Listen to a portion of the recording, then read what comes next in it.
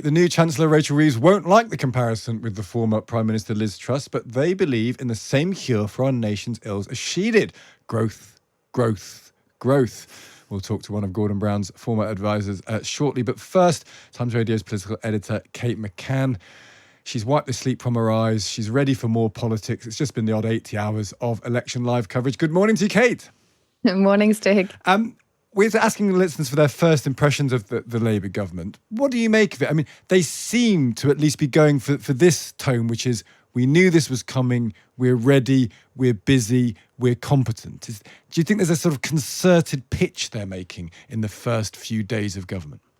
Oh, 100%. This was always the plan. Keir Starmer knew that on entering Downing Street, he had to ensure that all of his ministers were out pretty much straight away. I mean, you've had John Healey already in Ukraine, the new defense secretary. Keir Starmer himself is on a tour of the nations and regions, making sure that he is sort of living by this value of devolving power. And he'll meet with the metro mayors, including the Conservative metro mayors today before flying to NATO. And Rachel Reeves is giving this big speech, which is the foundation of what Labour has been promising. As she said there, it's about growth, but the key to that for Labour is in the planning system. So, yeah, it's 100% a deliberate strategy to look and to give people the feel that Labour isn't just sort of sat behind the doors doing nothing, having a think about it, is very much determined to get on with a plan that it had formed outside of government. And there is this strategy from Starmer, the 6 first steps, but there's a very clear strategy, and they understand this, that they need to show the public delivery quite quickly. And I think that is going to be the key in the first 100 days. Do you think that's things like, I suppose, the doctors' strike being settled? That feels like that's been built up as Wes Streeting's already started to go and have that conversation. They'll need wins relatively early on, won't they? And that might be one that they're thinking of.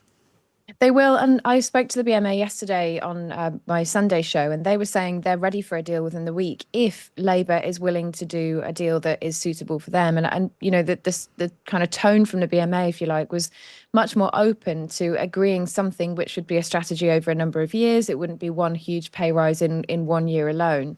Now, the BMA will say, well, that's always been the position. We've never differed from that. But I think for the last Conservative government, one of the sticking points was that this 35% pay rise, which is what junior doctors seem to be seeking, they wanted that to happen quite quickly, and there is nothing, there's no money to allow that to happen. Now, Labour has stuck to that position too. They're in a very similar place to the Tories were, but Wes Streeting's first call was to the BMA. So I think we can hope for some agreement fairly quickly on that front. Because that's one of the arguments that Labour were going to do, isn't it? That a lot of the things they're going to do are similar to the Tories, but they're going to do them better. They're going to have a better relationship with the EU. They're going to have a better relationship with the doctors' union to get the strike settled. They're going to, this idea of going after house buildings, very Michael Govian, but they're going to try and actually make it work. Competence is kind of a big central feature of this, and that's untested as yet, but that's their promise, I suppose. It is, and I think there are 2 elements to this. The first is that, you're talking about a government that had been in power for 14 years, and so it got really bogged down in a lot of these conversations, which were and are very, very difficult. Let's make no bones about it. Labour will find them just as hard. The idea of sorting out the junior doctors' pay deal, the same amount of money exists in the Treasury as it did before. So, Yeah. It will be exactly the same pot of cash that Labour will have to deal with. But potentially there is a difference when it comes to the momentum of a new government and the look and feel of a new government being different to the Tories that went before. And, on things like planning, this is a really interesting one to watch because Labour's pinning a huge amount of hope on being able to get the planning system moving. They see it as the way to inject growth into the economy quickly. But a lot of the reasons why the planning system doesn't work is local opposition, is people saying, I don't want a new development built on the edge of my quite nice town, thank you very much. And by the way, I would also like it if you'd built a new doctor's surgery and a new school. And that requires quite a lot of money. You're right to say that Michael Gove watered down some of these planning targets, partly because of opposition from his own MPs and local communities. And as a result, planning starts are down significantly in the latest figures. But for Labour to change that, they'll have to essentially have a very tight grip from the centre on what those targets look like. And they will have to force some local councils to do things that they will not want to do. And I thought Darren Jones was interesting in his conversation with you, because he's saying, of course, people will have a say. Of course, communities will have a say, but we won't let it get bogged down and slowed down. Well, the reason it gets slowed down is because people don't want development. So you're either going to ignore them and speed it up, or you're going to have to find a whole new process to do it. Yeah, the squaring the NIMBY circle is one of the hardest things in British government, and whether Labour can do it or not, we shall see. Kate, great to speak to you as ever. Thanks for joining us. That's Kate McCann, Times Radio's political editor. Michael Jacobs was a special advisor to Gordon Brown and is now Professor of Political Economy at the University of Sheffield. We can speak to him now. Good morning, Michael. Good morning. Can you explain why a successful planning would revolutionise growth? Why would one lead to the other, do you think? The emphasis on planning in Labour's manifesto is because they want more infrastructure built and they want more homes built. And both of those things require local planning decisions informed by national guidance. And although you can do the national guidance quite easily from the centre, it's very hard to get local people, as your political editor was just saying, to agree to new developments. But if you can, infrastructure is what helps drive growth, and housing also drives growth because enables people to move into areas where there are jobs. It enables people. It leads to a wave of purchasing and so on. So both of these things, infrastructure meaning electricity, water, and so on, and housing, both of these things help stimulate growth.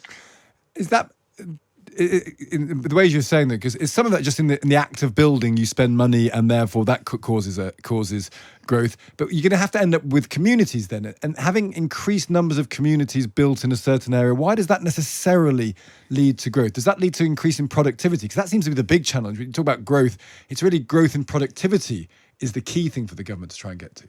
That's correct. So infrastructure actually helps growth because if it's easier to connect people through transport, rail or road, or through public transport, or you get better electricity connections, which enable you to bring in more renewable energy. We've got a lot of renewable energy still waiting to be attached to the grid. All of that enables productivity improvements and more business activity. And as you say, the actual act of building is itself a growth stimulus. And if you can get people to move to where there are jobs because there's new housing and it's cheaper, then that also enables productivity to improve and output to increase. Can I just say something? You did introduce this item by saying that Rachel Reeves has the same plan as Liz Truss, which is growth. Now, growth is what leads to higher incomes, both for people and for the government, and therefore for public services. But she really doesn't have the same plan as Liz Truss. Liz Truss went for unfunded tax cuts, and that is the one thing, most of all, that Rachel Reeves has said she will. I think I said the same aim as Liz Truss, not the same plan. I think that I do take the point that there's a distinction between an aim and a plan. Very, very, very much so. And Labour's plans are very, very different from Liz Truss's. They are focusing on how you get growth in the economy, which is to improve productivity, improve output, enable people to get to where the jobs are. And those are the things that will generate growth. And I think Labour is going to benefit from two things which, in a sense, it won't have achieved itself. One is inflation has come down, interest rates are going to be on their way down. And secondly, the instability in the British government over the last 3 or 4 years has meant that a lot of investment has been put on hold.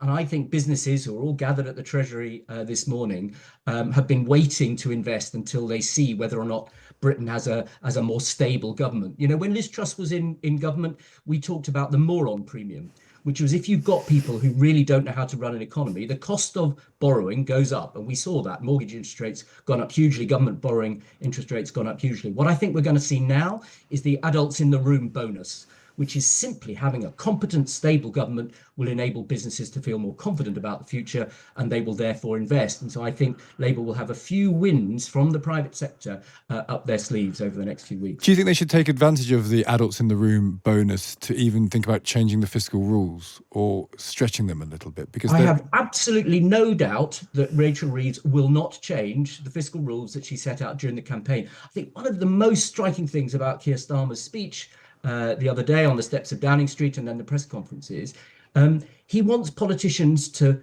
be more honest and straight with the public. He thinks that's part of the reason that we've lost so much trust in our governments and politicians. Turnout was incredibly low in that election. And so I think the last thing that he and Rachel Reeves will do is go back on one of their promises in the campaign. So they won't borrow more. You think increasing borrowing even for investment is not going to happen? No, I don't think it's going to happen more than within the fiscal rules. Obviously, if there is growth, there might be a bit more room for borrowing. If interest rates come down, there might be a bit more room for borrowing. But the fiscal rules will not change. And that's going to be a really important part of Rachel Reeves' pitch to the country and to businesses. We told you what we're going to do, and that is exactly what we're going to do. And we'll see if that happens. Michael, great to speak to you. Thank you for joining us.